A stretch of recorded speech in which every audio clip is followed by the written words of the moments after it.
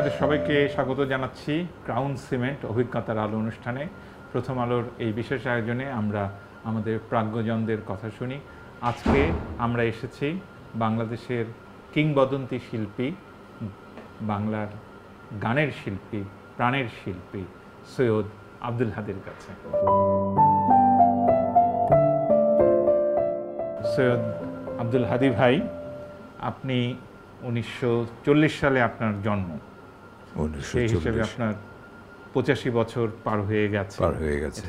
86 নম্বর বছর চলছে। আপনার একটা অপূর্ব বই আমার হাতে আছে, জীবনের গান, প্রথমা থেকে বেরিয়েছে এবং এর মধ্যে তৃতীয় মুদ্রণও হয়ে গেছে। সত্যি সত্যি আপনার জীবনটা সঙ্গীতের মতো সুন্দর লাগলো আমার কাছে। এই বই আপনি শুরু করেছেন আগরতলার সুন্দর শৈশব, সবুজ আবার পাথরময় পথ, সেই সব দিয়ে। তো আপনি আসলে আগরতলা ছেড়েছিলেন কত বছর বয়সে?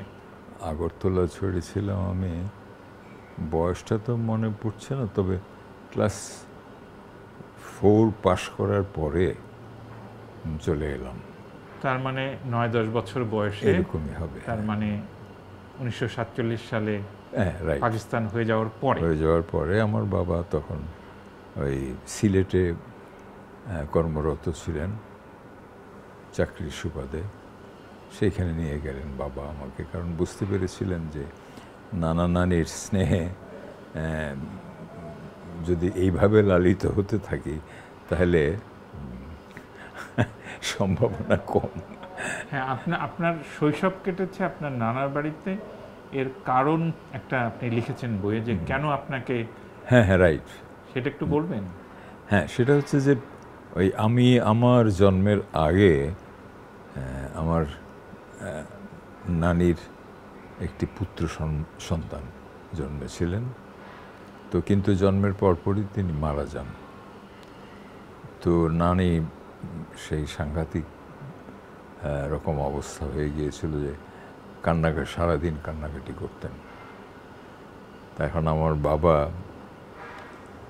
দেখলেন যে তো তাকে আর অন্য কোনোভাবে থামানো যাবে না, তো না, বাবা তখন বলেছিলেন যে ঠিক আছে মা, এই ছেলেকে আপনাকে দিয়ে দিলাম, এটা আপনার। তারপরে নানি ওই নিজের ছেলের মতোই আমাকে মানুষ করেছেন। পরে আমার নানির আরেক ছেলে, মানে আমার এক মামা হয়েছিলেন, কিন্তু সেই মামার চেয়েও বেশি স্নেহে আদরে আমাকে মানুষ করেছিলেন। সেই যুগেও ওনাদের মাত্র 2 জন সন্তান, আমার মা এবং মামা, আর কোনো সন্তান ছিল না তাদের। আপনার ছোটবেলা কাটলো আগরতলার কোন গ্রামে মনে আছে আপনার? আগরতলা গ্রামে নয়, শহরেই। সরকার নানা তখন উকালতি করেন আগরতলা কোর্টে, শহরেই। মজার ব্যাপার হচ্ছে মানুষের বোধহয় জন্মভূমির প্রতি একটা অদ্ভুত একটা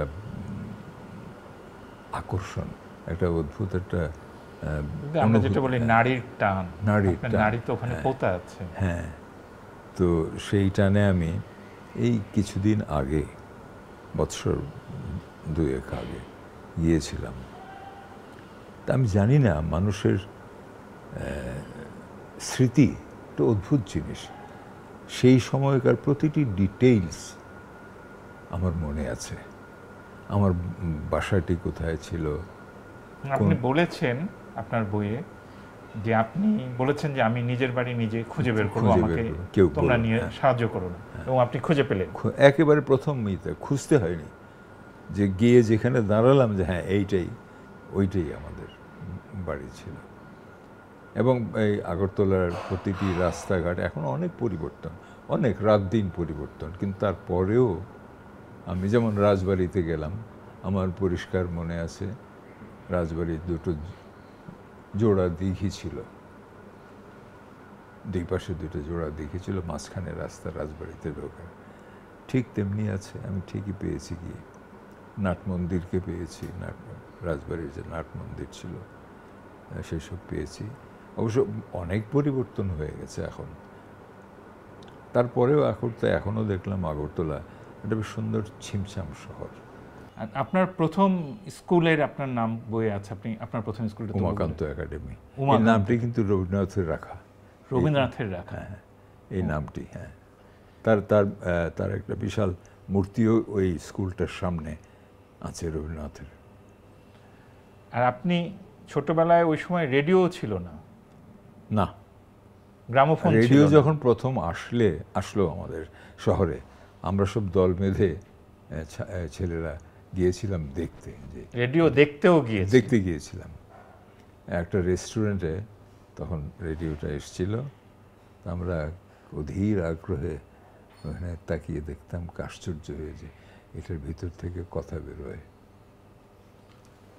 তাহলে আপনি গান শুনলেন, আপনি লিখেছেন যে এই হকাররা ফেরি করে বিক্রি করার সময় যে গান গাইতো ক্যানভাসাররা, সেখান থেকে, বা একজন তানপুরা বাজাচ্ছে আপনি তার কাছে গেলেন, সরোদ বাজাচ্ছে, আপনি সরোদ বাজানো শিখতে গিয়ে হাত সেতার বাজাতে গিয়ে, সেই সব স্মৃতি যদি একটু বলেন। আমাদের শহর তো বেশ গান বাজনার জন্য বিখ্যাত ছিল, ব্রাহ্মণবাড়িয়া, এবং উস্তাদ আলাউদ্দিন খাঁর পরিবার সেখানেই তো ছিলেন।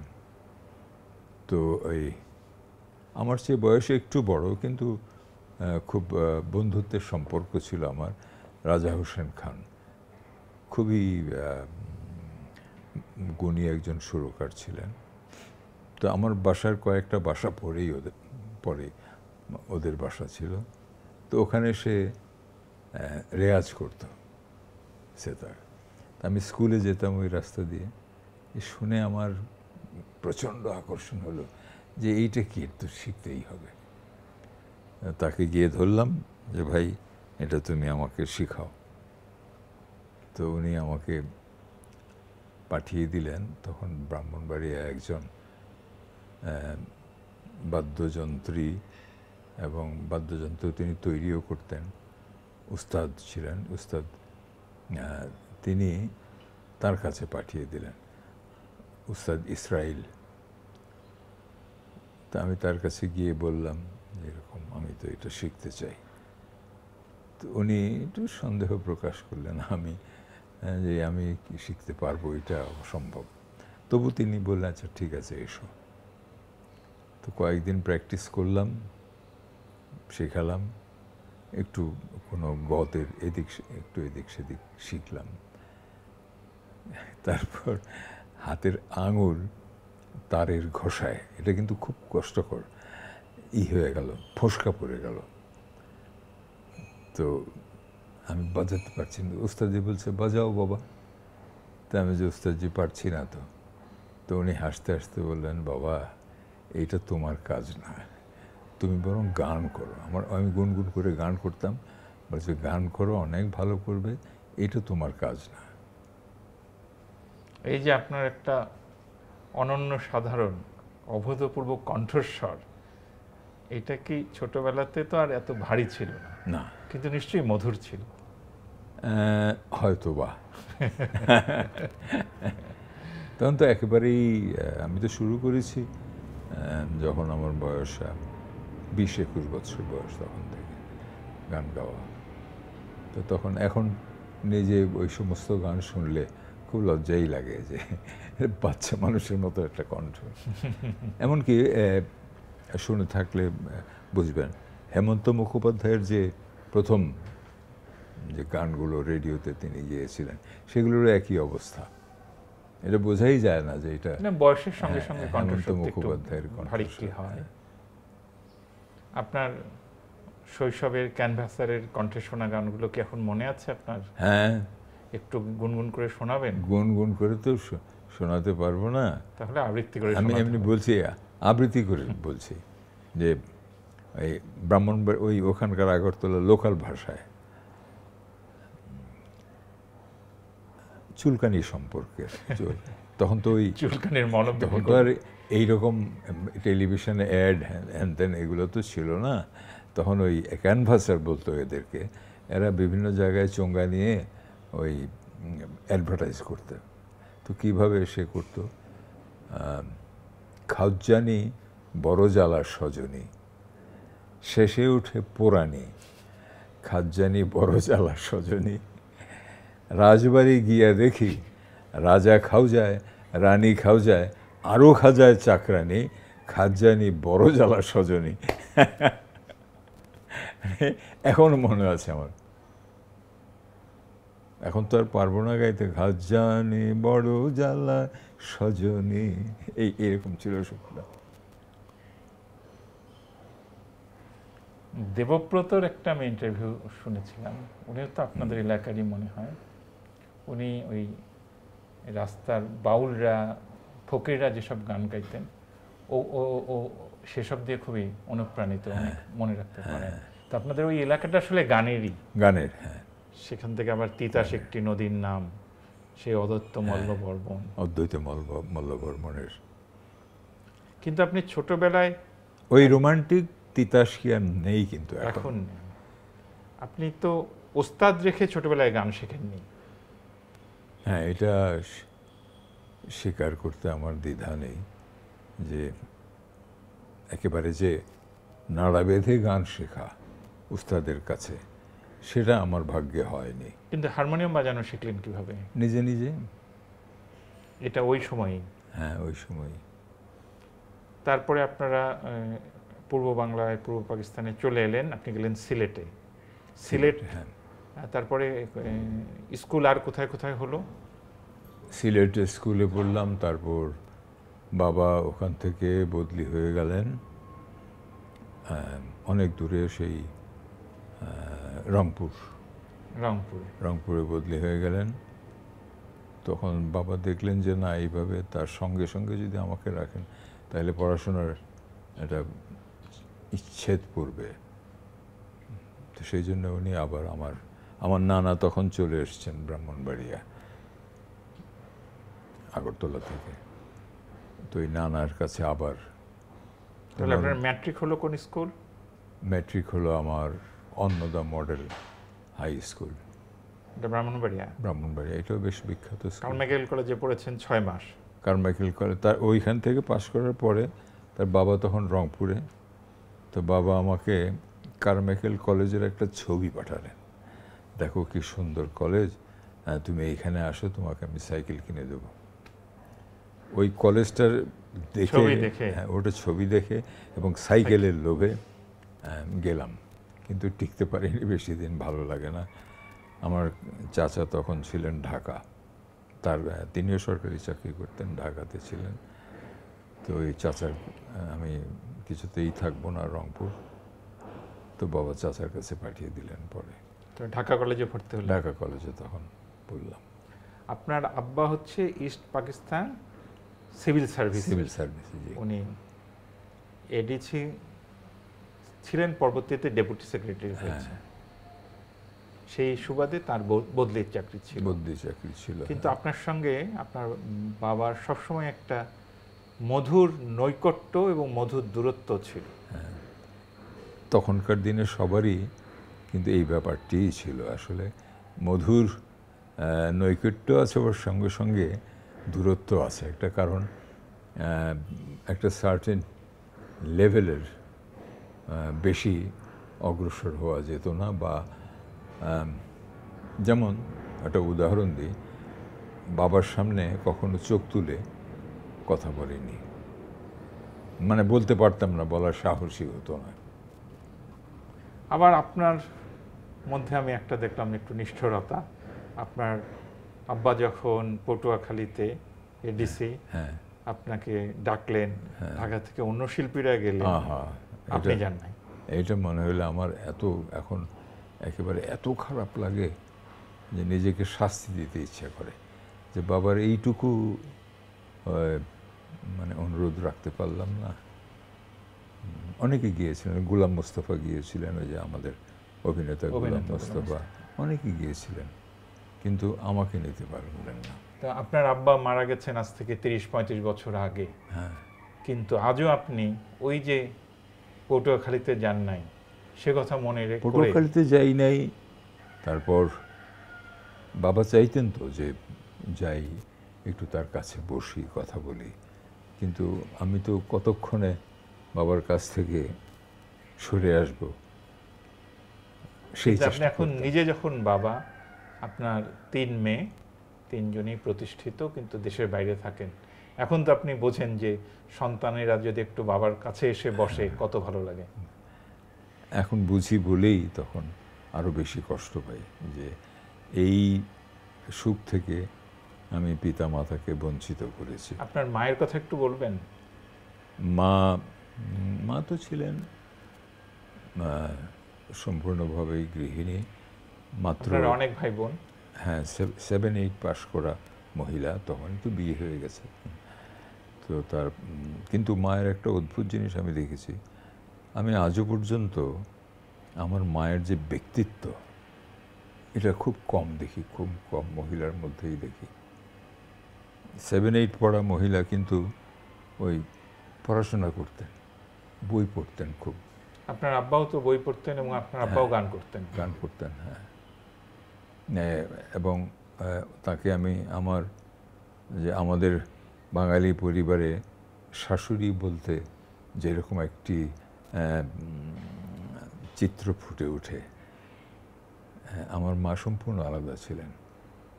তার সাথে তার পুত্রবধূদের কখনো কোনো মানে সম্পর্ক খারাপ হতো না। শাশুড়ি পুত্রবধূর যে চিরায়ত দ্বন্দ্ব, এটা চিরায়ত দ্বন্দ্ব আমাদের বাঙালি সমাজে এটা তার ছিল না। এবং তিনি কোনো দিন আমরা দেখিনি, আমরা ভাই বোনরা দেখিনি যে তার বউদের সম্পর্কে, পুত্রবধূদের সম্পর্কে কোনো রকম বিরূপ মন্তব্য তিনি করেছেন। তারপরে আপনি ঢাকা কলেজ থেকে পাশ করে ঢাকা বিশ্ববিদ্যালয়ে বাংলায় পড়তে গেলেন। বাংলায় পড়তে গেলাম। এটাও আমি যখন আমার বাবাকে বললাম যে আব্বা আমি তো বাংলায় পড়তে চাই, তো আব্বা আমাকে একবার তাকালেন, তাকিয়ে ঠিক আছে তোমার যেমন ইচ্ছা, মানে এটা বললেন। তবে খুব যে খুশি হয়েছিলেন তা নয়, কারণ তার আশা ছিল যে তিনি তো ইপিসিএস ছিলেন, ইস্ট পাকিস্তান সিভিল সার্ভিস, চেয়েছিলেন সিএসপি হন। আমি সিএসপি হব, এরকম হতেই পারে, বাপ তো তাই আশা করতে পারে। আমি এতটুকু গিয়েছি, আমার ছেলে আর একটু যাবে। তো আমার তো ওগুলো সম্পর্কে মাথায় কোনো ইয়েই না, আমার তখন অলরেডি মানে গানের পোকা ঢুকে গেছে মাথায়। আর বই পড়ার, বিশেষ করে গল্প বাংলা ইংরেজি দুই ধরনের বই কারমাইকেল কলেজে থাকতে, রংপুরে থাকতে আপনি পড়েছি। ব্রিটিশ কাউন্সিল রংপুর শাখার অনেক ওখান থেকে ইংরেজি ক্লাসিক্স আমি পড়েছি ওখানে। ওই বই পড়তাম। আর তখনকার দিনে আমাদের অনেকেই আমরা পড়ার বইয়ের নিচে গল্পের বইটা রাখতাম, যাতে অভিভাবকরা কেউ আসলে না দেখ, তারা মনে করেন পড়ার বই পড়ছি, ওনারা চলে গেলে আবার গল্পের। বাংলা বিভাগে ভর্তি হওয়ার পরে আপনার গল্পের বই, সাহিত্যের বইগুলি আপনার পাঠ্য বই হয়ে গেল। হ্যাঁ, আপনি একটা খুব সুন্দর অবজারভেশন, এটা আমার কাছে তাৎপর্যপূর্ণ মনে হলো যে বাংলা সাহিত্য তো প্রথমে গান দিয়েই শুধু চর্যাপদ, কবিতা, মধ্যযুগের কবিতা বেশিরভাগই গান, এই ভারতচন্দ্র শুরুটা তাই বাংলা সাহিত্যের। ফলে আপনি গান নিয়েই পড়তে গেলাম। সেটা নিশ্চয়ই আপনার এই গানের জীবনে, মানে যে জীবনের গান, গানের জীবন, সেইখানে সহায়তা করেছে। হ্যাঁ, অবশ্যই অবশ্যই। এবং আমার কোনো দুঃখ বোধ নেই যে আমি কেন বাবার কথা মতো ওইদিকে গেলাম না, বা অন্য কিছু অর্থকরী বিষয় নিয়ে পড়াশোনা করলাম না। আমার কোনো, আমি বরং অনেক বেশি। ঢাকা বিশ্ববিদ্যালয়ের বাংলা বিভাগে তখন সব জাঁদরেল শিক্ষক ছিলেন। ঢাকা শুধু বাংলা বিভাগ কেন, পুরো বিশ্ববিদ্যালয়ের নামগুলো যদি একটু বলেন আবার। যেমন ধর আমাদের ডিপার্টমেন্টের কথা বলছি, ডক্টর মোহাম্মদ আব্দুল হাই, মনির চৌধুরী, মোফাজ্জল হায়দার চৌধুরী, তারপর আপনার ডক্টর মোহাম্মদ শহীদুল্লাহ কি বাংলা বিভাগের না? হ্যাঁ, না, কিন্তু উনি তখন তো আর আমাদের পড়াতেন না। এমনকি ডক্টর ইনামুল হক, তিনিও তখন আমাদের পড়াতেন না, তিনি আমাদের ওই ভাইবা নিতে আসতেন। সব জাদ্রেল সব এরা ছিলেন, শিক্ষক ছিলেন। রফিকুল ইসলাম, আবু হেনা মুস্তফা কামাল, ডক্টর মনিরুজ্জামান, এরা তখন নতুন। আমরা যখন গিয়েছি তখন তারা নতুন শিক্ষক হয়েছেন। বোধহয় জানেন যে ঢাকা বিশ্ববিদ্যালয়ে একটি নিয়ম কিন্তু ছিল, ফার্স্ট ক্লাস পেলে তার অবশ্যম্ভাবীভাবে সে শিক্ষক হতেন ওই বিশ্ববিদ্যালয়ের ওই ডিপার্টমেন্টে। কারণ তখন তো গন্ডায় ফার্স্ট ক্লাস পাওয়া যেত না, কোনো বছর পাওয়াও যেত না। আপনি লিখেছেন যে ঢাকা বিশ্ববিদ্যালয়ে আপনার শিক্ষকদের সঙ্গে আপনার অপূর্ব মধুর সম্পর্ক ছিল, ভালোবাসতেন আমাকে, বিশেষ করে গানের জন্য। নবীন বরণে গান গাইতে হলো। হ্যাঁ, একদম প্রথম নবীন বরণে গান গাওয়া মানে কি ক্লাসের মধ্যেই গান। আপনাদের সঙ্গে সহপাঠিনী ছিল না? হ্যাঁ, প্রচুর, প্রায় বলতে পারেন 50-50। তারপরে আপনি ধরেন সেকেন্ড ইয়ারে উঠলেন, থার্ড ইয়ারে উঠলেন, আপনি দেখতে শুনতে ভালো, এরকম কণ্ঠস্বর, গান পারেন, মেয়েরা আপনার ক্লাসমেটরাই হোক জুনিয়রাই হোক আপনার পিছনে পিছনে হাঁটতো না? কিছু এমন দুর্ঘটনায় যে পতিত হতে হয়নি সেটা জোর গলায় বলতে পারবো না। আজকে 85-86 বছর বয়সে সেসব কথা স্বীকার করতে কোনো অসুবিধা নেই। একটু বলেন, একটা দুটো ঘটনা বলেন। বইটাও লিখেছি আমি। আমার ওই যে নবীন বরণে গান গাইলাম, আমার সঙ্গে আমার একজন সহপাঠিনী বলা যাবে না, আমার 1 বছরের একটু মানে আমার একটু ছোট ছিলেন উনি বয়সে। তো তিনি গান গাইলেন আমার সঙ্গে, তা আমি ভুলেই গেছি যে কে গিয়েছিল না গিয়েছিল, কারণ তিনি অন্য ডিপার্টমেন্টে ছিলেন, তো একদিন হঠাৎ আমি মনির স্যারের ক্লাস ছিল, মনির চৌধুরী স্যারের ক্লাস ছিল। তো আপনি জানেন কি না, ওনার ক্লাসে কিন্তু শুধু যে আমাদের ডিপার্টমেন্টের ছাত্রছাত্রী তা নয়, অন্য ডিপার্টমেন্টের ছাত্রছাত্রী তার লেকচার শুনতে আসতেন, এত চমৎকার বলতেন উনি। তো আমি ক্লাস করছি, এরকম সময় আমি দেখছি যে আমাকে একজন নারী বলবো, তখন তো মেয়ে, তরুণী হাতের ইশারায় ডাকছেন। আমি তো আশ্চর্য ছিলাম, তো আমাকে কেন ডাকবে এইভাবে, আর তাছাড়া আমি ক্লাসে, কেন ডাকবেন? তা আমি পাত্তা দিচ্ছি না, তাও দেখি যায় না, তাও ডাক। তো বাধ্য হয়ে মাথা নিচু করে স্যার যাতে না দেখে বাইরে গেলাম। যাওয়ার পর কোনো কথা নেই, আর আমার হাত ধরে চলো। আমি তখন সর্বনাশ, কি যে বিপদে, ব্যাপারটা কি আমি তো বুঝতে পারছি না। যাই হোক, শেষ পর্যন্ত আমাদের গন্তব্য হলো গুলিস্তান সিনেমা হলে, রিকশায়। এবং মজার ব্যাপার হচ্ছে, আমরা গেটে, আমাদের গেট ছিল এখন যেটা মেডিকেল কলেজের যে এমার্জেন্সি যে গেটটা, পুরনো গেটটা সম্ভবত এখনো আছে, ওটা ছিল আমাদের গেট। ওটা আর্টস, হ্যাঁ, কলা ভবন ছিল ওইটা। তো ওইখানে দাঁড়ালাম গেটের সামনে। তো একজন রিক্সাওয়ালা আসলেন এবং তিনি আমাকে নিয়ে উঠে বসলেন। রিক্সাওয়ালা একবার জিজ্ঞেসও করলেন না কোথায় যাবেন, সোজা গুলিস্তানের সামনে নিয়ে গেলেন। তখন বুঝলাম যে এই ধরনের ঘটনা এখানে প্রায়শই ঘটে থাকে। যে এই সময় এখানে তাদের গন্তব্য ওই জায়গায় হবে, কারণ তখন তো একেবারে প্রকাশ্যে বসে কথাবার্তা বলছেন, প্রেমালাপ করছেন, এটা সম্ভব ছিল না। তারপর ঢাকা বিশ্ববিদ্যালয়ে পড়াশোনার পালা সাঙ্গ করে আপনি প্রথমে চাকরি পেলেন প্রথম জগন্নাথে? হ্যাঁ, আমার কিন্তু আমরা প্রায় 4 জেনারেশন শিক্ষকতা করেছে। আমার বাবাও জীবন শুরু করেছিলেন শিক্ষকতা দিয়ে। আমিও আমারও উদ্দেশ্য ছিল আমি শিক্ষক হব, শিক্ষকতা করব।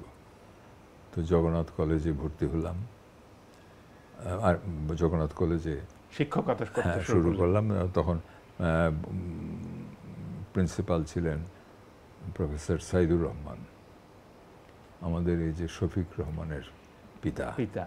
হ্যাঁ, সাংঘাতিক মানুষ ছিলেন। তো খুব প্রগতিশীল মানুষ এবং খুব একটু বদমেজাজেও বটে ছিলেন। তো আমি হাত কাচুমাচু করে গিয়ে বললাম, স্যার আমি তো পাশ করেছি, আমার একটা চাকরি দরকার। তাহলে তাকিয়ে বলল, তুমি কি চাকরি করবে? চল। আমি যাই না, বসে আছি। দাঁড়িয়ে আছো কেন? স্যার আমি চাকরি দরকার, চাকরি করব। আচ্ছা ঠিক আছে, কি পাস করছো? আমি স্যার মাস্টার্স পাস করছি। কবে? সার্টিফিকেট পাইছো? না স্যার পাই নাই, পাবো। তো তুমি যে পাস করবে জানো কিভাবে? স্যার আমি জানি আমি পাস করব। জানো তুমি? হ্যাঁ স্যার। চিন্তা করছি, ঠিক আছে আসো, কালকে এসো। শিক্ষকতা শুরু হয়ে গেল, কিন্তু তারও আগে আপনি গান শুরু করে দিয়েছেন। কিন্তু না, মুশকিল হচ্ছে আমাকে প্রথমে দিল ওই নাইট সেকশনে। নাইট সেকশনে এক একটা ক্লাসে 200-300 ছাত্র থাকতো। ওই জন্য আপনার হ্যাঁ লেকচার দিতে গিয়ে তখন মাইক্রোফোনও ছিল না, চাপ পড়তো। কিন্তু গানটা আপনার তার 2 বছর আগেই শুরু হয়েছে, 1960 সালে। আর এটা 22 বছর বয়সে, মানে 62 সালের কথা হবে। হ্যাঁ, শিক্ষকতা। তো প্রথম গান যেটা বলছেন 1960 সালে, সেটার একটু স্মৃতি যদি বলেন। সেটার কাহিনী একটু আছে বই কি। যেমন ওই আপনারা বোধহয় দেখেননি, তালাত মাহমুদ কিন্তু ঢাকা আসতেন মাঝে মাঝে।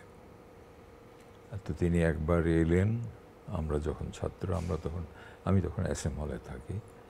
তো SM হল থেকে ওনাকে সবাই আমরা ধরলাম গিয়ে যে আমাদের গান শোনাতে হবে। তো উনি রাজি হলেন। তো উনি এসছেন, তখন তো তার জনপ্রিয়তা তুঙ্গে সারা ভারতে। তো তিনি আসলেন, এসে গান শোনালেন। তারপর উনি গান শোনানো হয়ে গেল। তারপর সবাই ধরল যে আমাদের ছেলে মেয়েরা গান করবে এখন। তো ওই কথা তখনও তালাত মাহমুদ ছিলেন। এই কথা শুনে তখন অনেকেই ছিলেন, আনোয়ার ভাই, আনোয়ারউদ্দিন খান, এরা সবাই ছিলেন, সব দৌড়ে পালিয়েছে। আমি পালাতে যাব, আমাকে খপ করে আমাদের প্রবোস্ট ধরে ফেলছে, তুমি কোথায় যাও? যে স্যার না, আসো। জোর করে ধরে আমাকে স্টেজে তুলে দিলেন। আমি কাঁপতে কাঁপতে কাঁপতে কাঁপতে গান গাইলাম। তো ওই অনুষ্ঠানে একজন ছিলেন, সঙ্গীত চালক ছিলেন, সেই সময়কার বেশ বিখ্যাত করিম শাহাবুদ্দিন। তিনি কি বুঝলেন আমি জানি না, আমি গান শেষ করার পরে আমার কাছে এসে বললেন, এই তুমি সিনেমাতে গান গাইবে? তা আমি বললাম যে আমি তো গান কি জানি, আমি এমনি গান করি, আমি কি সিনেমাতে গান গাইতে পারবো? বলছে সেই দায়িত্ব আমার, তুমি আসো। এই তখন উনি আমাকে 2-3 দিন ধরে গান শেখালেন। তারপরে এই প্রথম আমাকে রেকর্ড করালেন গান। আর তখনকার দিনে রেকর্ড করা খুব সহজ কথা, আজকালকার মতো ছিল না। আমরা সন্ধ্যা বা রাত 8টায় যেতাম, আর সকাল 8টায় বের হয়ে আসতাম গান শেষ করে। আপনি বই লিখেছেন যে টঙের মুখে গান গাইতে হতো। এটা আমাদের সময়, এটা আরো আগে। তখন একটা মোমের রেকর্ড বলছিলেন। মোমের, হ্যাঁ, মোমের ডিস্ক, ওই ডিস্কের উপর রেকর্ড করা হতো এটা। তারপর ওটার থেকে ওই কী যেন বলে ম্যাটেরিয়ালসটাকে ওটাতে রেকর্ড করা হতো আর কি। আপনাদের সময় আমাদের হ্যাঁ, তার আগে একেবারে প্রথম দিকে এটা হতো। তো আপনার ওইটা কি গ্রামোফোন রেকর্ড হয়ে বের হলো নাকি সিনেমায়? ওটা সিনেমায় ব্যবহার, উর্দু সিনেমা সিনেমায় ব্যবহার হলো। তো পরে আমাদের কিন্তু কোনো গ্রামোফোনের কোনো রেকর্ড হতো না। ওই রেকর্ডগুলো পাঠিয়ে দেওয়া হতো লাহোর থেকে রেকর্ড হয়ে আসতো, ওই 78 RPM এর রেকর্ড হয়ে আসতো। আপনার সময় আপনার সঙ্গে গান গেয়েছেন ফেরদৌসী রহমান আমার ব্যাচমেটও ছিলেন, বাট আমরা একসাথেই বিশ্ববিদ্যালয়ে একই বছর ভর্তি হয়েছিলাম, একই বছর পাশ করে বেরিয়ে এসেছি। কিন্তু উনি একটু আগে নাম করেছিলেন, কারণ আব্বাসউদ্দিন আহমেদের মেয়ে। হ্যাঁ, উনি তো আগে থেকেই বেশ পপুলার ছিলেন, উনি আমাদের। আপনি দুইজনের কথা, আঞ্জুমান আরাম উনিও কিন্তু ইউনিভার্সিটির আমাদের এক বছরের জুনিয়র ছিলেন। আসলে বস্তুতপক্ষে তখন কিন্তু বিভিন্ন ক্ষেত্রেই শিল্প সংস্কৃতির বিশ্ববিদ্যালয় থেকেই বেশিরভাগ বের হতেন। আপনি আব্দুল আহাদের কথা অনেক শ্রদ্ধার সঙ্গে স্মরণ করেছেন। তিনি একই সঙ্গে গুরু এবং একই সঙ্গে আপনাদের পথ প্রদর্শক। এবং আমাদের বাংলাদেশের যে স্বতন্ত্র সঙ্গীত জগতের ধারা যে শুরু হলো, সেটার উনি অন্যতম প্রধান পথিকৃৎ ছিলেন। এবং জানেন বোধহয় যে এদেশে রবীন্দ্রসঙ্গীতের প্রথম শিক্ষকতা বা ট্রেনিং যাকে বলে, তিনিই চালু করেন প্রথম। তার কাছে সবাই গান শিখেছেন, সঞ্জিদা আপা থেকে সবাই। তখন শাহজাহান হাফিজ ছিলেন একজন, এরা সবাই কিন্তু, বিলকিস নাসির উদ্দিন, এরা সবাই প্রথম দিককার রবীন্দ্রসঙ্গীতের শিল্পী, এবং এদের ট্রেন আপ করেছিলেন আহাদ ভাই। আর আপনার বন্ধু বাচ্চুর কথা একটু বলেন। ওনার পুরো নাম নাজমুল হুদা বাচ্চু। আমরা পেয়েছি, মানে সব দিক থেকে একেবারে চৌকস ছিল। যেমন ফুটবল খেলায় তেমনি গান, তেমনি নাটক, তেমনি অর্গানাইজার। এই যে পুরনো দিনের সব বড় বড় অভিনেতা যারা আছে, সব কিন্তু ওর জোগাড় করা। আবদুল্লাহ আল মামুন থেকে আরম্ভ করে একেবারে বুলবুল আহমেদ, তারপরে এখন শবনম, আগের নাম ছিল ঝর্ণা পোশাক, এসব সেই কিন্তু জোগাড় করে আনতো এখানে। তারপর ওই যে নামটা মনে পড়ছে না এই মুহূর্তে, সব জোগাড় করে আনতো। এবং আমি বলি যে ও না হলে আমার শিল্পী হওয়া হতো না। তার কারণ আমি যে কোনোদিন গান করবো এটা ভাবিনি। গান গাইতাম, ও জোর করে আমাকে, না তোকে গাইতে হবে, জোর করে আমাকে স্টেজে তুলে দিত, আমাকে সঙ্গে নিয়ে অনুষ্ঠান করতে যেত বাইরে বিভিন্ন জায়গায়। প্রচুর মঞ্চের জন্য ঢাকার বাইরেও যেতে হতো। হ্যাঁ, এবং সেসব অনুষ্ঠান যেমন সুন্দর হতো, করতালি পেতেন, আবার কখনো কখনো অনুষ্ঠানে প্রতিদ্বন্দ্বীরা নানাভাবে ঢিল কিংবা ডিমও নিক্ষেপ করত। ডিমের ব্যাপারটি এখন আবার নতুন করে এসছে যা দেখলাম, এটি অনেক আগে থেকেই ছিল।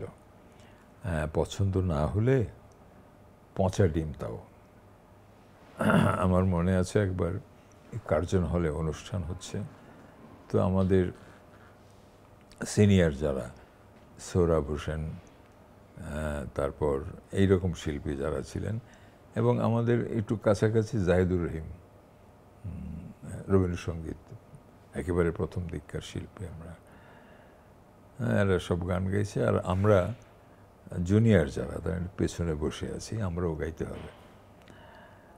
তো প্রথমেই জাহিদ গান ধরেছে, তুমি কি কেবলই ছবি বয়সে বোটার বলতে পারেনি ছবি পড়া আরম্ভ হলো, আর সবাই স্টেজ থেকে উঠে দৌড়ে পালালাম। তারপর তো শুরু হলো চেয়ার ভাঙা, হ্যান ভাঙা, তেন ভাঙা ইত্যাদি। তখনও এটা ছিল। হ্যাঁ, ডিম ছোড়ার ঐতিহ্য আমাদের পুরনো। হ্যাঁ, পুরনো ঐতিহ্য আমাদের। প্রথম রেডিওতে গান করার কথা মনে আছে? হ্যাঁ, ৬২ সাল। আমি প্রথমে গান করেছি কিন্তু এই সিনেমায়, চলচ্চিত্রে। হ্যাঁ, ৬০ সালে। তারপরে ৬২ সালে আমি অডিশন দিলাম এবং পাশ করলাম। এর কারণও আছে একটি, ওই তখন রেডিওর আশেপাশে ঘোরাঘুরি করতাম আর দূর থেকে দেখতাম। রেডিও অফিসটা কি তখন পুরনো ঢাকায়? হ্যাঁ, নাজিমুদ্দিন রোডে এটি বাড়িতে, পুরনো বাড়িতে। তো তার উল্টো দিকে সে বিখ্যাত আবনের চায়ের দোকান ছিল। ঢাকার যেমন মধুর ক্যান্টিন, ঠিক তেমনি রেডিও ছিল আবনের দোকান, আবনের চায়ের দোকান, আবন। তো সেখানে আমরা বসে থাকতাম, ওই যে শিল্পীরা বেরোচ্ছে, তাকিয়ে থাকতাম খুব। মানে খুব একটা সাংঘাতিক ব্যাপার যে তারা মানুষ নয়, তারা একটা অন্য কিছু, অন্য জগতের। খুব লোভ হতো যে ইস, যদি আমি যেতে পারতাম এটার ভিতরে।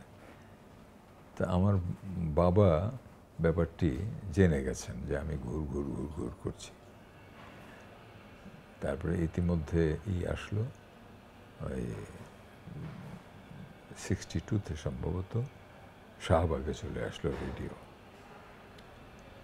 তো সেখানে তখন রিজিওনাল ডাইরেক্টর বলা হতো, তিনি ছিলেন শামসুল হুদা চৌধুরী সাহেব। তিনি আব্বার পরিচিত ছিলেন। আব্বা তার কাছে গিয়ে বললেন যে আমি খবর পেয়েছি আমার পুত্রধন ঘোরাঘুরি করছে, তো তাকে কিন্তু অডিশনে পাশ করানো যাবে না। তার মাস্টার্স কমপ্লিট হলে তারপর না হয় পড়াশোনার ক্ষতি হবে। এবং সেই কথা উনি রেখেছিলেন, আমাকে পাশ করায়নি প্রথমে। পরে ৬২ সালে পরে পাশ করলেন। প্রথম গান গাইলেন কোনটা মনে আছে? হ্যাঁ, মনে আছে। কত দূর যাবে বলো পান্থ, কত দূর এ পথের। ওইটা শামসুর রহমানের লেখা। কবি শামসুর রহমানের লেখা। হ্যাঁ, আদবের সুর, আব্দুল আহাদ সাহেবের সুর করা। তারপরে ১০ টাকা সম্মানী। সে 10 টাকা কি মানে সাংঘাতিক ব্যাপার। 10 টাকা কিন্তু অনেক টাকা। বাইরে বন্ধু বান্ধব কিন্তু দাঁড়িয়ে আছে কয়েকজন, 4-5 জন। গান প্রচার হয় লাইভ, সরাসরি, এটার কোনো রেকর্ড থাকে না। নো, তখন কাজেই বন্ধুদেরকে তখনই শুনতে হয়েছে। হ্যাঁ, তখনই শুনে যে আমি বের হলাম। বের হয়ে ওই চেক ভাঙাতে হবে। তখন ওই পাকিস্তান স্টেট ব্যাংক ছিল সদরঘাট গেলাম, 10 টাকা ভাঙালাম, চেক ভাঙালাম, ভাঙিয়ে তারপর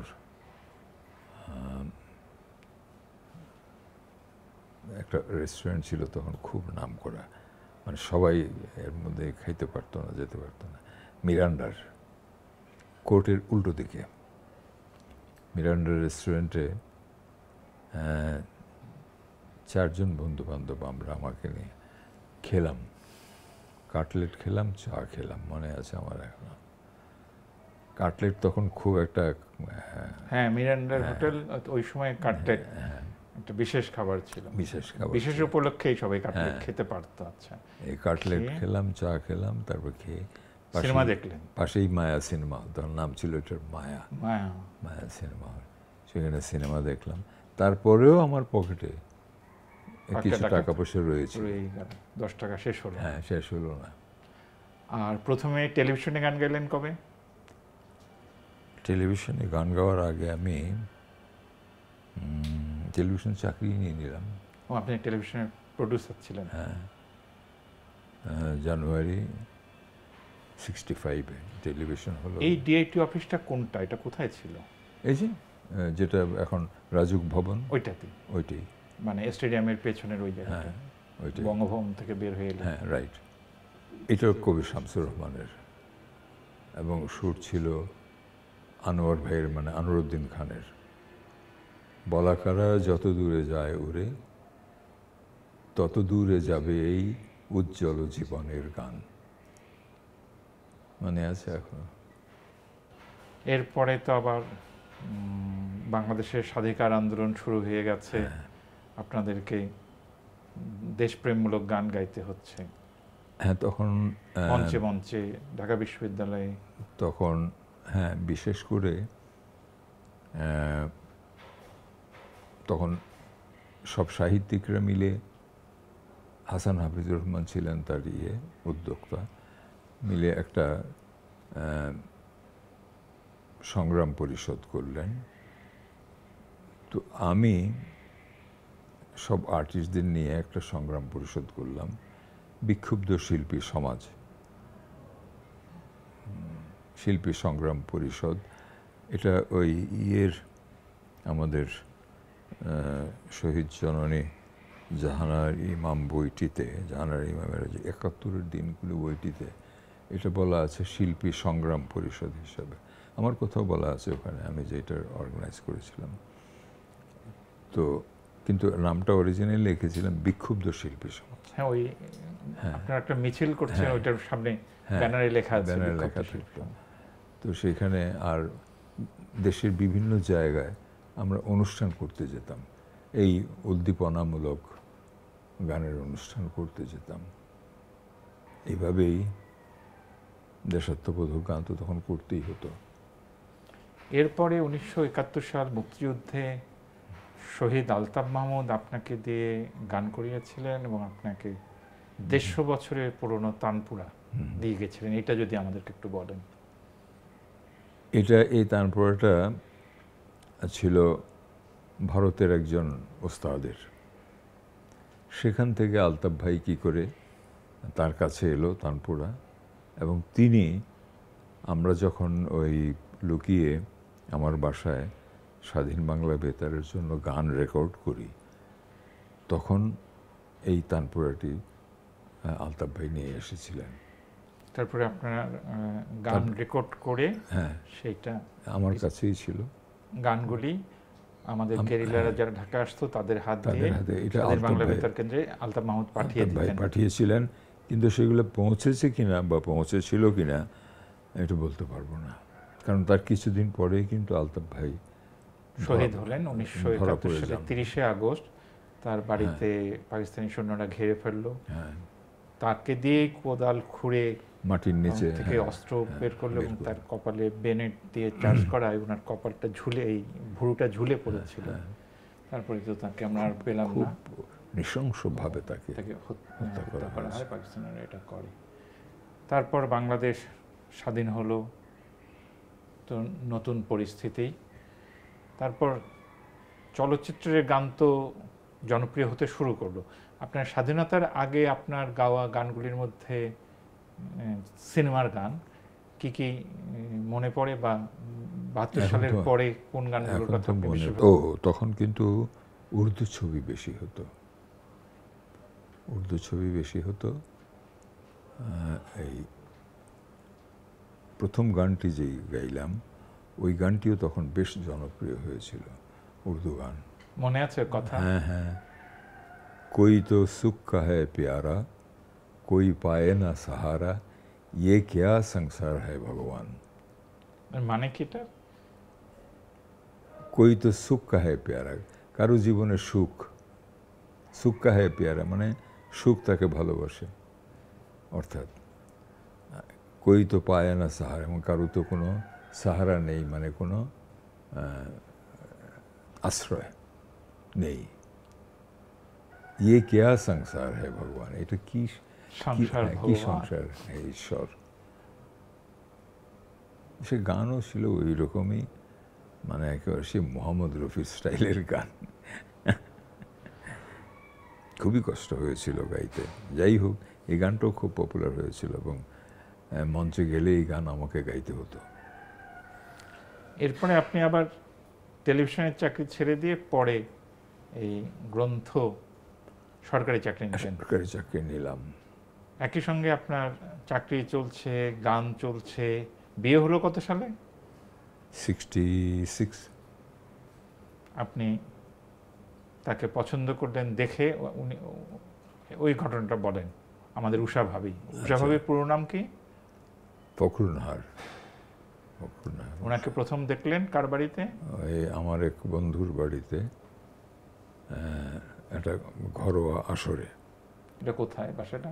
আজিমপুর কলোনিতে। সেখানেই তাকে দেখলাম। প্রথম দেখাতেই তো আপনি মুগ্ধ হয়ে গেলেন। হ্যাঁ, তখন মুগ্ধতা, মানে তিনি খুব সুন্দরী ছিলেন। ছবিতে আমরা যা দেখি তাতে তো পরেও সুন্দরী ছিলেন। সুন্দরী ছিলেন এবং তাকে সবাই ডাকতো ইডেন সুন্দরী।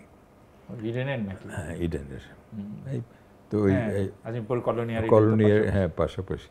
ওই পাশে ইডেন, এই পাশে আজিম কলোনি। তো সরাসরি প্রস্তাবই দিয়ে বসলাম। বিয়ে করতে চাই বললেন নাকি? হ্যাঁ, আমি লাভ উইথ ইউ কোনটা বললেন? না, বিয়ে করতে চাই। তার আরও কিছু কারণ আছে। এই সময় বিয়ে করতে চাওয়ার আমার ইচ্ছা ছিল না বিয়ে করার, কিন্তু কারণটা হচ্ছে তখন নানাবিধ সমস্যায় জড়িয়ে যাচ্ছিলাম। চারিদিক থেকে শুধু প্রেমের প্রস্তাব।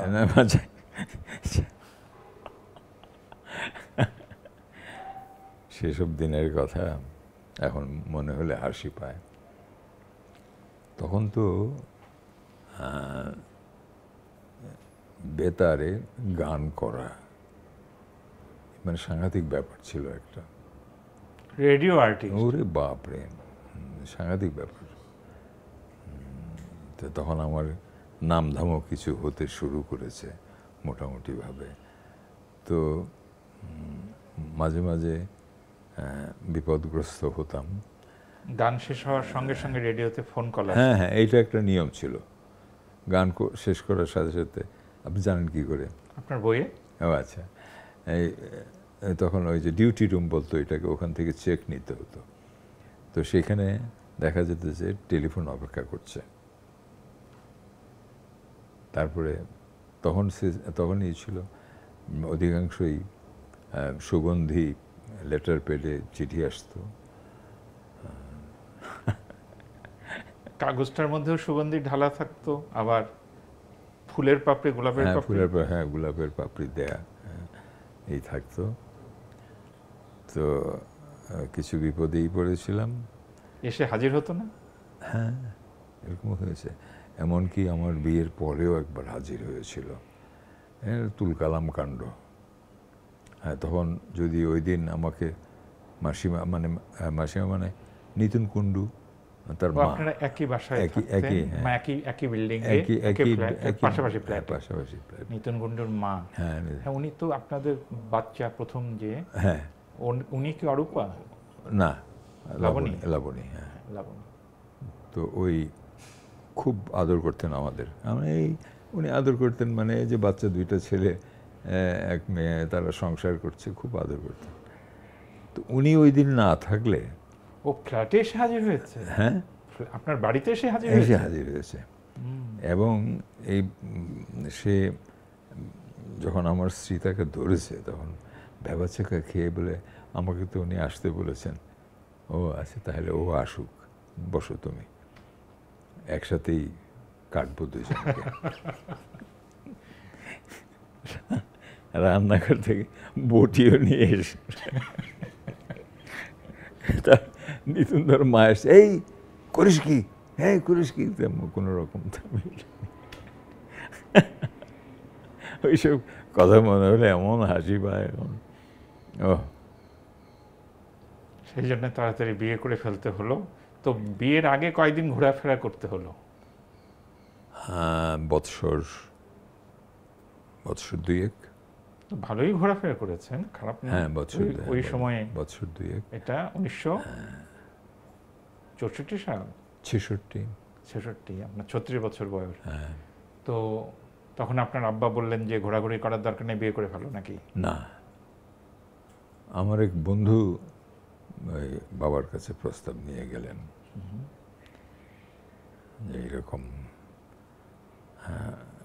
ওই বাবার কাছে বলতে হয়নি, কিন্তু উষা ভাবির বাড়ি থেকে শিল্পীর সঙ্গে বিয়ে দিতে একটু আপত্তি ছিল, কারণ ওনার বড় দুই বোনের বিয়ে হয়েছে ডাক্তার এবং ইঞ্জিনিয়ারের সাথে। তো এখানে আর তারপরে তাদের সবাই বেশ দশাশই গোছের, আর আমি দুবড়া পাতলা এবং কৃষ্ণকায়ও বটে।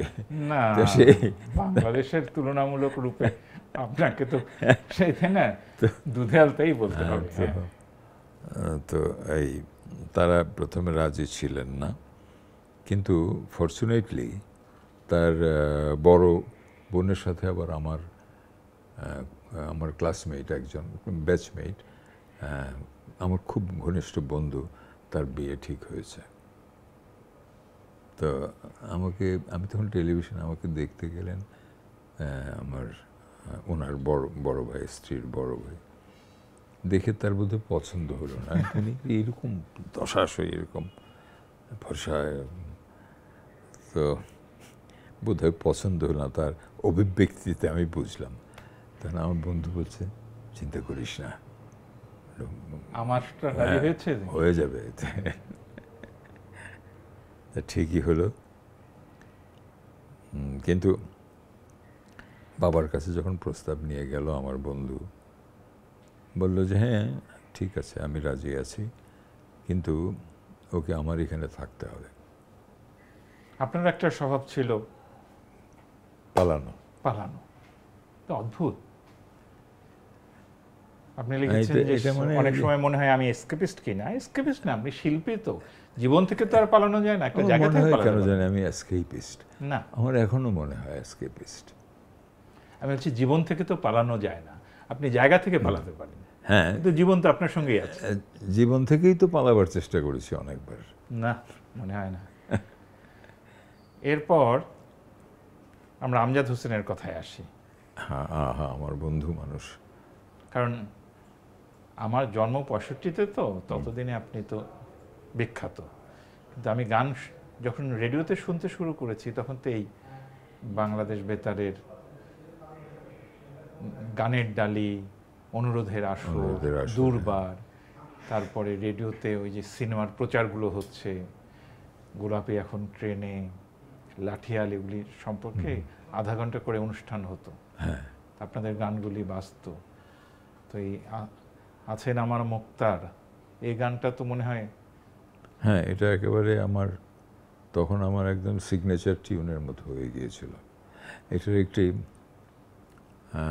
বেশ মজার ব্যাপার আছে এবং দুঃখজনক ব্যাপারও বটে। এখন দুঃখ পাই, কষ্ট পাই। যেমন আমার বাবা তখন ওই ঢাকা কোর্টে বসেন, তো খুব রাশভারী মানুষ ছিলেন তিনি। তো তিনি একদিন আব্বার এক জুনিয়র কলিগ, তিনি তাকে আব্বা বললেন যে হ্যাঁ, ছুটির পর আপনি একটু থাকবেন আজকে। তো ছুটির পরে আব্বা বললেন চলেন একটু বাইরে যাব। তা ওনাকে নিয়ে, উনি একটা বই লিখেছেন, বই এই কথাগুলো লিখেছেন উনি, যে আমাকে নিয়ে উনি ওই মায়া সিনেমা হলের সামনে গেলেন। তা আমি তো আশ্চর্য হলাম যে তার মতো মানুষ সিনেমা হলের সামনে কেন আমাকে নিয়ে আসলো। তখন আব্বা নিজেই বলছেন যে হ্যাঁ, আপনি হয়তো ভাবছেন আমি সিনেমাতে যাচ্ছি কেন আপনাকে নিয়ে। বলে যে আরে অন্য কিছু না, শুনলাম আমার ছেলে নাকি গান গেয়েছে এই সিনেমাতে, এবং এটা নাকি সবাই খুব পছন্দ করেছে, ওটা শুনতে যাব। তারপরে কি উনি সিনেমাটা দেখলেন? হ্যাঁ, দেখেছেন, শুনেছেন। আছেন আমার মুক্তার, আছেন আমার ব্যারিস্টার, ওনারা তখন নিজেই এই মুক্তারি ব্যারিস্টারি করছেন। যদিও এই গানের অন্য অর্থ আছে। শেষ বিচারের হাইকোর্টেতে তিনি আমায় করবেন পার। আর একবার যদি কেউ ভালোবাসতো, এই মর্ম ছেদে গানটা আমার এত ভালো লাগে। এটা কিন্তু আপনার এটার যে ছবিতে যেই গানটি ব্যবহার করা হয়েছে আমার, সেটি একটু লক্ষ্য করলেই বোঝা যাবে যেটা কিন্তু আমার নর্মাল ভয়েসে নয়। আমজাদ আমাকে বললেন যে এটা তুমি তোমার যে ঠিক নর্মাল ভয়েস, ওই ভয়েসে করতে পারবে না এটা, কারণ নায়ক যে বুলবুল ছিলেন নায়ক, যে হ্যাঁ যার যার ঠোঁটে এই গান হবে, তিনি স্বাধীনতা যুদ্ধের সময় গুলি লেগে তার গলা আহত হয়েছিল। তো কাজেই তার ভয়েস একটু চোখ হয়ে গিয়েছিল, সেই চোখ ভয়েসেই তোমাকে এটা করতে হবে। হাদি ভাই, আমাদেরকে আপনার যে কোনো একটা গানের যে কোনো দুটো লাইন যদি একটু গেয়ে শোনাতেন। কি আমার গানই গাইতে হবে নাকি? হ্যাঁ, যে কোনো গান গাইলে হবে, অথবা রবীন্দ্রসঙ্গীত। আপনার তো রবীন্দ্রসঙ্গীতের অ্যালবাম আছে। রবীন্দ্রসঙ্গীতই করি, কারণ সেটা সহজ। আমি চিনি গো চিনি তোমারে, ওগো বিদেশিনী,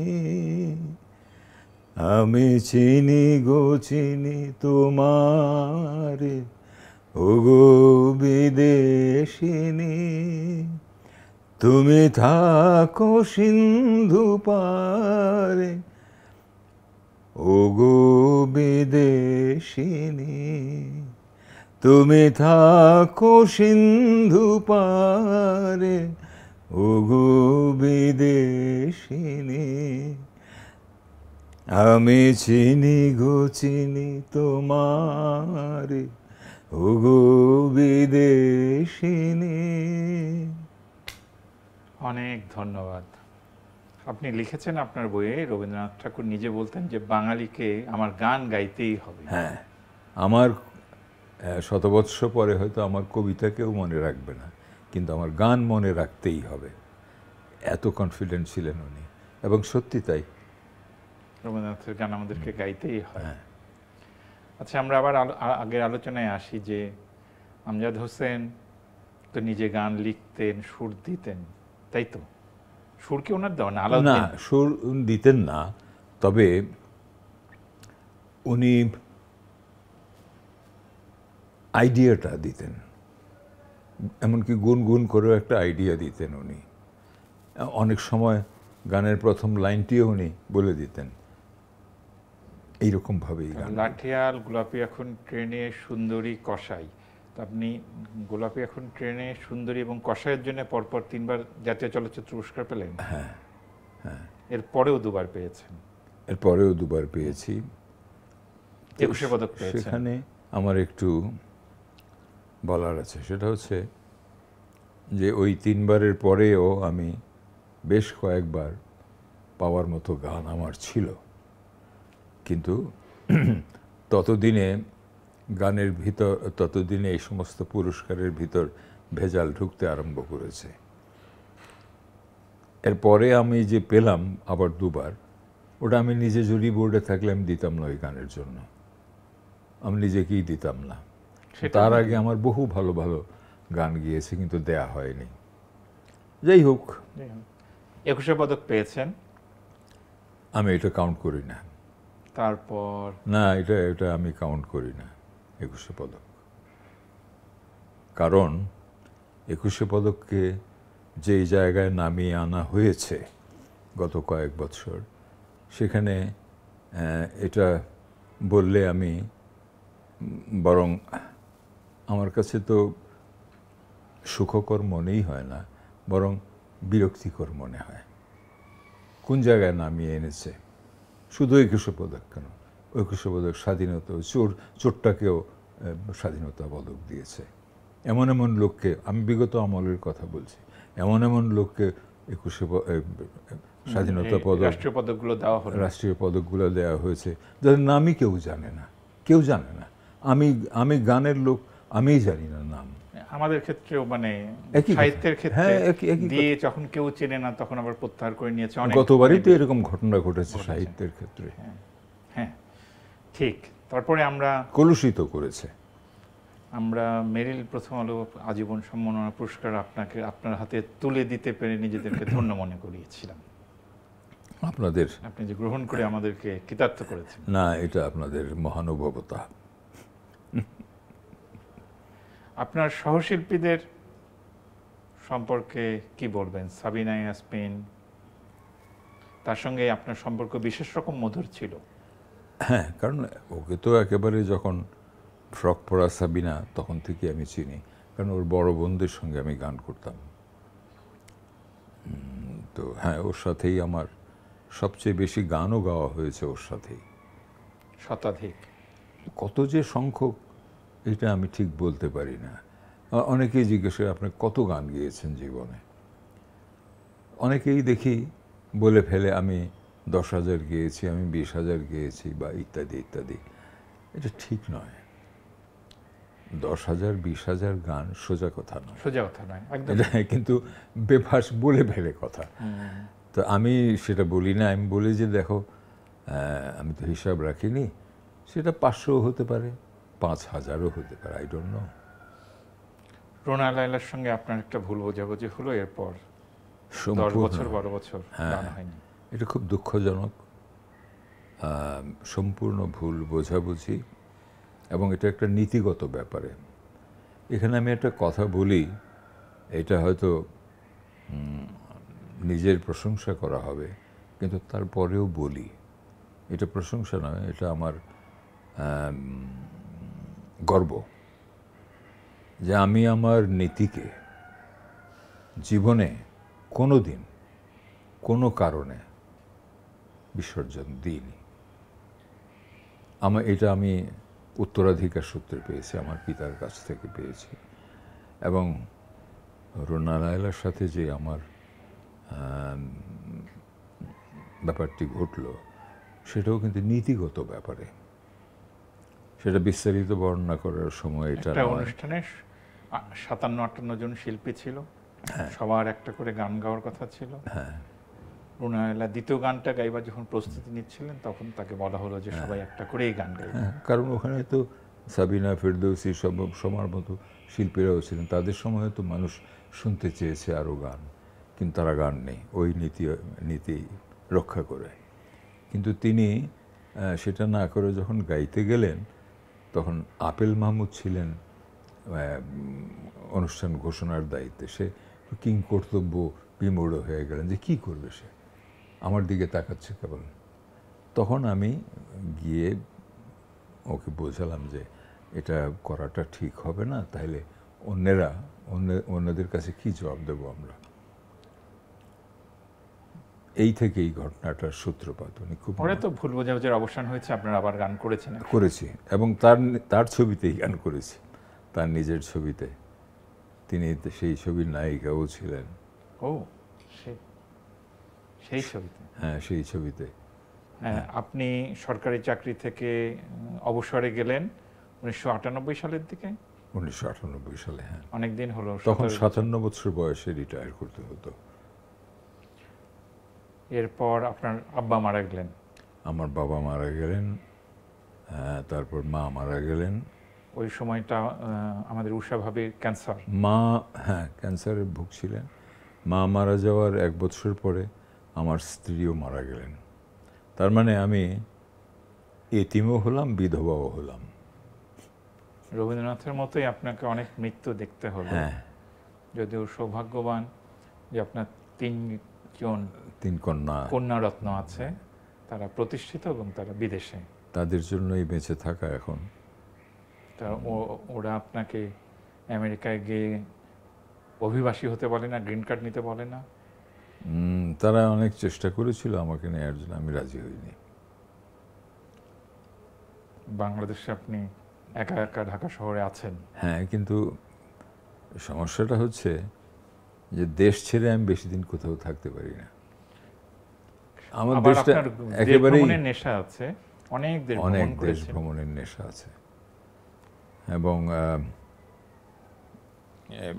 গান গাওয়ার সুবাদে তো অনেক জায়গায় অনুষ্ঠান করতে গিয়েছি, ঘুরেছি। আমি নিজেও অনেক জায়গায় গিয়েছি। সর্বশেষ আমি আফ্রিকা যাওয়ার খুব ইচ্ছা ছিল, আমি গেলাম, কেনিয়াতে গেলাম, সাফারি দেখলাম। আবারও ইচ্ছা হয়ে যায়, কারণ আফ্রিকা সম্পর্কে আমাদের দেশে সবার একটা ভুল ধারণা, সম্পূর্ণ ভুল ধারণা আছে। কি চমৎকার দেশ। আবার আপনি তো লন্ডনে, বিলাতে পড়াশোনা করতেও গিয়েছিলেন। হ্যাঁ, পড়াশোনা করেছি বিলেতে, ওয়েলস ইউনিভার্সিটিতে। ওটা কত দিনের? এটা আমি গেলাম 84 সালে। 6 মাসের ছিল এটা? হ্যাঁ, 6 মাসের না, 1 বছর। একটা ডিপ্লোমা করতে হয়েছিল আমাকে, করেছিলাম লাইব্রেরি সায়েন্সের উপর, লাইব্রেরি অ্যান্ড ইনফরমেশন সায়েন্স, ওটার উপরে ডিপ্লোমা করলাম। তারপর বিবিসিতে গান রেকর্ড হলো। বিবিসিতে গান করেছি। হ্যাঁ, তখন ওই সিরাজুর রহমান সাহেব ছিলেন বিবিসিতে, তো তিনি বাংলাদেশ টেলিভিশনের তখন ওই পিটিসি, আমি যখন প্রডিউসার তখন উনি আমার অনুষ্ঠানও করেছেন। তো উনি আমাকে বললেন, আসো বিবিসিতে ইন্টারভিউ দিলাম, বিবিসিতে প্রোগ্রাম করলাম, গান গাইলাম। আপনি যখন অনেকদিন পরে আবার আপনার জন্মভূমি আগরতলাতে গেলেন, সেইটার বর্ণনা আপনার বইয়ে লিখেছেন যে আপনি আবেগপ্রবণ হয়ে গেছেন, আপনি মাটিতে বসে পড়ে এবং এই যে জননী ও জন্মভূমি স্বর্গের চেয়েও সেরা, জননী জন্মভূমি স্বর্গাদপি গরীয়সী। হ্যাঁ, সত্যি তাই, সত্যি তাই। আবার এখন এই যে আমি দেখেন ওই যে পড়তে গেলাম বিদেশে, ওখানে ইংল্যান্ডে কিন্তু আমাকে চাকরি পেয়েছিলাম। আমাকে ইউনিভার্সিটি থেকেই অফার দেওয়া হয়েছিল যে আমাদের এখানে কমিউনিটি লাইব্রেরিয়ান নেওয়া হবে, তো তুমি if you are interested you can apply, will recommend. না, আমি নিজের দেশ ছেড়ে থাকতে পারি না। আপনার তো দেশের গানও অনেকগুলো বিখ্যাত হচ্ছে। প্রচুর দেশের গান করেছি আমি। হ্যাঁ, আপনি আমাদের এটাই শেষ। ইনফ্যাক্ট সাবিনা ছাড়া আর এত দেশের গান বোধহয় কেউ করেনি। আপনি যতগুলো করেছেন। হ্যাঁ, আপনি আবারও একটা স্বাস্থ্যসম্মত অনুরোধ করি, এটা আমাদের শেষ। আপনি যে কোনো একটা আপনার নিজের গাওয়া দেশের গান আমাদেরকে গিয়ে শোনান, আমরা শেষ করে দেব। কোন গানটা করব? এই মাটির বুকেটা কি আপনার? এটা আমার। হ্যাঁ, তাহলে এটা। যে মাটির বুকে ঘুমিয়ে আছে লক্ষ মুক্তি সেনা, দে না তোরা দে না, সে মাটি আমার অঙ্গে মাখিয়ে দে না। যে মাটির বুকে ঘুমিয়ে আছে লক্ষ মুক্তি সেনা, দে না তোরা দে না, সে মাটি আমার অঙ্গে মাখিয়ে দে না। আপনাকে অনেক ধন্যবাদ সুধীমণ্ডলী। আমরা এতক্ষণ বাংলাদেশের আলোকিত মানুষ, আলোকিত শিল্পী, আমাদের পথিকৃৎ শিল্পী সৈয়দ আব্দুল হাদীর কাছে তার জীবনের গল্প শুনলাম, তার জীবনের গান শুনলাম। এটা নিশ্চয়ই আমাদেরকে অনেক ঋদ্ধ করবে। আগামীর পথ চলায় আমরা সমৃদ্ধ হব এবং আমরা মনে রাখবো যে সবচেয়ে বেশি করে আমাদের ঋণ হচ্ছে আমাদের দেশ মাতৃকার কাছে, এবং সৎ জীবন, সুন্দর জীবন, গোছানো জীবন করে শিল্পীর জীবন দিয়ে কত সুন্দরভাবে থাকা যায় তার একটা উজ্জ্বল উদাহরণ হচ্ছেন আমাদের সৈয়দ আব্দুল হাদী। সৈয়দ আব্দুল হাদীকে অনেক ধন্যবাদ, আপনাদেরকেও অনেক ধন্যবাদ।